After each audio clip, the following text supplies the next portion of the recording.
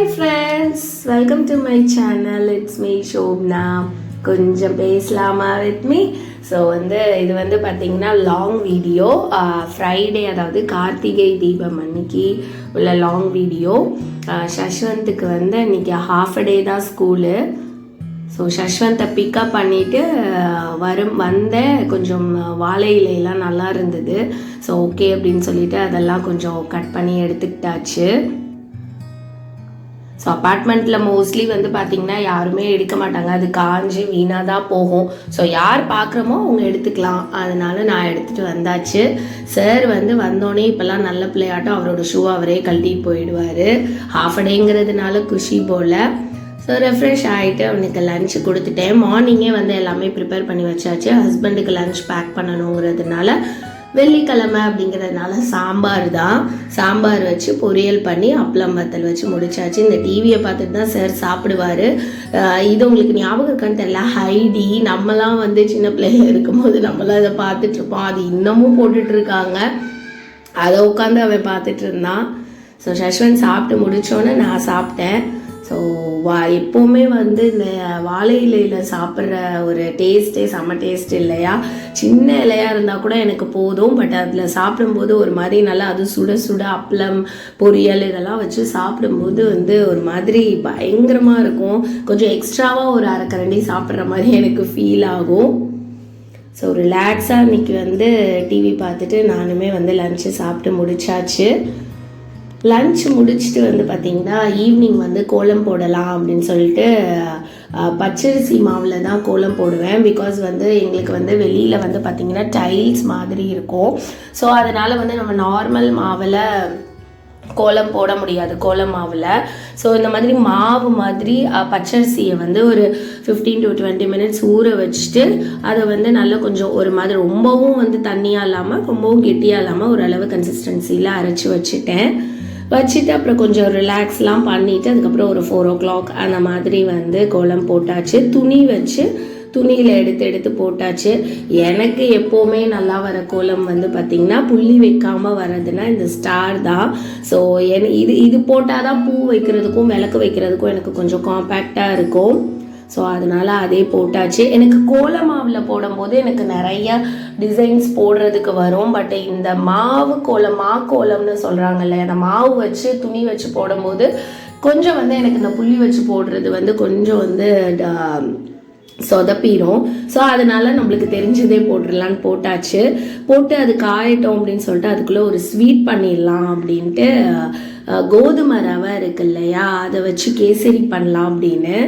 இது நான் பார்த்திங்கன்னா என்னோடய மேரேஜ் ஆகி கொஞ்ச நாளையில் இது பண்ணினேன். ஆனால் அதுக்கப்புறம் இது அந்த நார்மல் ரவை கேசரி அளவுக்கு இது ஹஸ்பண்டுக்கு அவ்வளோ விருப்பம் இல்லை. அப்படிங்கிறதுனால நான் இது செய்கிறதே இல்லை. வீட்டில் நிறைய கோதுமை ரவை இருந்தது. ஸோ அதனால் பண்ணலாம் அப்படின்னு சொல்லிட்டு பண்ணியாச்சு. கோதுமை ரவை நல்லா வறுத்து வச்சுக்கணும். முந்திரி திராட்சை எல்லாமே நெய்யில் பொரிச்சு வச்சுருக்கேன். தண்ணி பார்த்திங்கன்னா நீங்கள் இப்போ 1 கப்பு கோதுமை ரவை எடுக்கிறீங்க அப்படின்னா 3 கப்பு தண்ணி ஊற்றிக்கணும். ஏன்னா இந்த கோதுமை ரவை கொஞ்சம் வேகிறதுக்கு லேட் ஆகும். வெல்லம் நான் கரைச்சி வடிகட்டி எடுத்து வச்சுருக்கேன். அது உங்கள் ஸ்வீட்டுக்கு ஏற்ற மாதிரி தான். வெல்லம் கரைச்சி உங்களுக்கு எடுத்துக்க வேண்டாம் அப்படின்னா நாட்டு சக்கரை கூட நீங்கள் ஆட் பண்ணிக்கலாம். ஸோ ஏலக்காய் பொடி போட்டாச்சு. ஸோ நல்லா சிம்மில் வச்சு பண்ணும்போது தான் உங்களுக்கு அந்த கோதுமை ரவையோட பச்சை வாடெல்லாம் போகும்.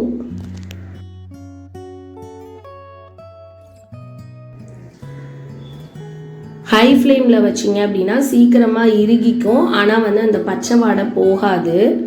ஸோ லோ ஃப்ளேமில் வச்சு குக் பண்ணி எடுத்தாச்சு. கொஞ்சமாக மேலே நெய் ஸ்ப்ரெட் பண்ணி ஹஸ்பண்டுக்கு தனியாக நான் ஒரு ஹாட் பாக்ஸில் சூடாக எடுத்து வச்சாச்சு. ஸோ எடுத்து வச்சுட்டு அதுக்கப்புறமா விளக்கேற்றலாம் அப்படின்னு சொல்லிட்டு ட்ரெஸ்அப் பண்ணி ரெடியாக ஆரம்பித்தாச்சு. ஏதாவது 4 கிழமை அப்படின்னா தான் அந்த உள்ளுக்குள்ளே இருக்க பீரோக்குள்ளே பூட்டி வச்சுருக்க நம்ம ஜுவல்ஸு இல்லைனா ட்ரெஸ்ஸு இதெல்லாம் புது ட்ரெஸ் இதெல்லாம் எடுத்து போடுறதுக்கே நம்மளுக்கு தோணும் இல்லையா? ஸோ இந்த ட்ரெஸ்ஸுக்கு ஏற்ற மாதிரி அவுட்ஃபிட்டுக்கு ஏற்ற மாதிரி ஒரு சில்வர் கலர், அதாவது ஒயிட் ஸ்டோன் வச்சு போயிடலாம் அப்படின்னு சொல்லிட்டு அதில் போட்டுட்ருந்தேன்.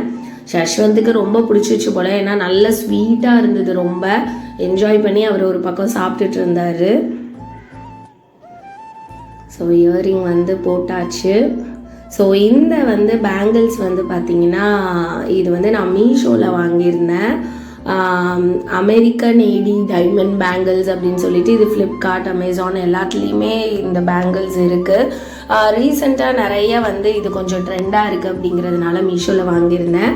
இது வந்து இதோட ஃபுல் டீட்டெயில்ஸ் வந்து நான் தனியாக ஒரு ஷார்ட்ஸாக அன்பேக் பண்ண வீடியோவை வந்து நான் உங்களுக்கு வந்து அப்லோட் பண்ணுறேன்.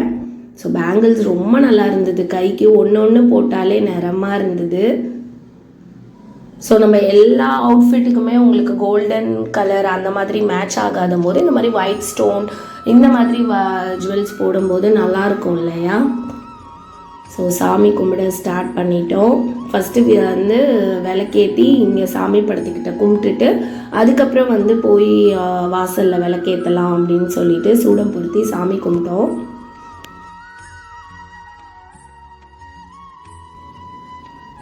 டைம் வந்து பார்த்திங்கன்னா ஒரு 6 o'clock ஆச்சு. கரெக்டாக 6 o'clock வெளியில் விளக்கேற்றிடணும் அப்படின்னு இருந்தேன்.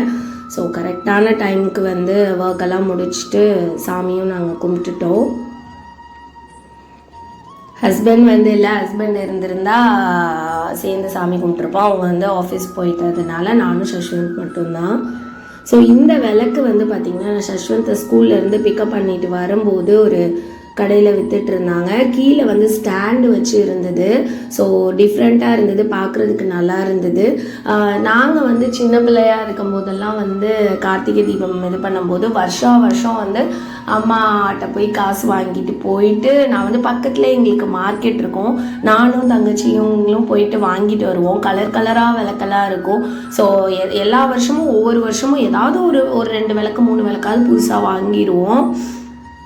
ஸோ அதனால் எனக்கு அந்த ஞாபகம் வந்துச்சு நான் சஷ்வந்தை பிக்கப் பண்ணிட்டு வரும்போது. ஸோ அந்த விளக்கு ரொம்ப அழகாக இருந்தது. 1 10 ரூபா சொன்னாங்க. சரி ஓகே 2 போதும், பிகாஸ் ஆல்ரெடி வீட்டில் விளக்கு இருக்கனால 2 போதும்னு சொல்லி வாங்கிட்டு வந்து தண்ணியில் ஊற வச்சுருந்து அப்புறம் எடுத்து தொடச்சிட்டு தான் நம்ம வந்து விளக்கேற்றணும். அப்போ தான் வந்து பார்த்திங்கன்னா நல்லா எரியும் அண்டு எண்ணெய்லாம் வடியாமல் இருக்கும். ஸோ கோலம் வந்து ஃபஸ்ட்டு போடும்போது ஒன்றுமே தெரியாத மாதிரி இருக்கும் இந்த மாவில் கோலம் போடும்போது. பட் காஞ்சதுக்கப்புறம் அது பார்க்குறதுக்கே ரொம்ப அழகாக இருந்தது. பால்கனிலையும் விளக்கு வச்சுட்டேன். நிறைய விளக்கு வைக்கணும்னு ஆசை, பட் காற்றுல வந்து அது நிற்காது. அதனால் ஒரு 2 விளக்கு மட்டும் வச்சுட்டு அண்ட் வந்து ஸ்வீட் சாப்பிட்டேன். ரொம்ப நல்லா இருந்தது. ட்ரை பண்ணி பாருங்கள் நான் சொன்ன மெத்தடில். பிகாஸ் கோதுமை ரவை வந்து சில பேர்த்துக்கு உப்புமாவாக பிடிக்காது அப்படிங்கும்போது இந்த மாதிரி கேசரியாக செஞ்சு சாப்பிட்டுக்கலாம் ஹெல்தியாக.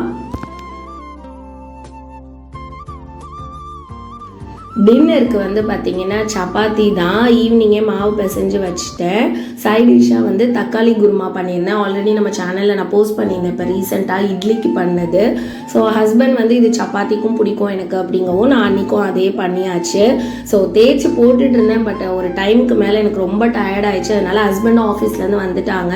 சஷ்வந்த் வந்து குட்டி குட்டியாக நல்ல ரவுண்டாக குட்டியாக வேணும்னா ஸோ அவங்க அப்பா உட்காந்து அவனுக்கு தேய்ச்சி கொடுத்துட்டு இருந்தாரு, நான் போட்டுட்டு இருந்தேன்.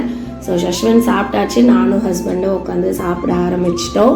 ஸோ இப்படி தான் எனக்கு வந்து கார்த்திகை தீபம் அன்னைக்கு போச்சு. ஸோ இந்த வீடியோ பிடிச்சதா லைக் பண்ணுங்கள், ஷேர் பண்ணுங்கள், கமெண்ட் பண்ணுங்கள், மறக்காமல் சப்ஸ்கிரைப் பண்ணிக்கோங்க.